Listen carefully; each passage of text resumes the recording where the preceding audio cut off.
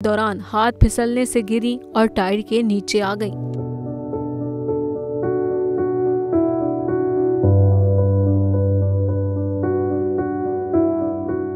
PTI का हकीकी आज़ादी मार्च सिर्फ बोल दिखा रहा है। 24 घंटे हकीकी आज़ादी मार्च सबसे ज्यादा रील्स और सबसे ज्यादा रेटिंग्स के साथ बोल रहा नंबर 1।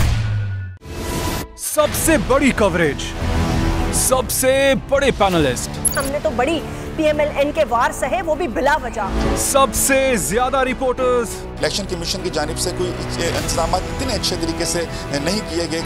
बोल की रिवायत, सबसे पहला नतीजा।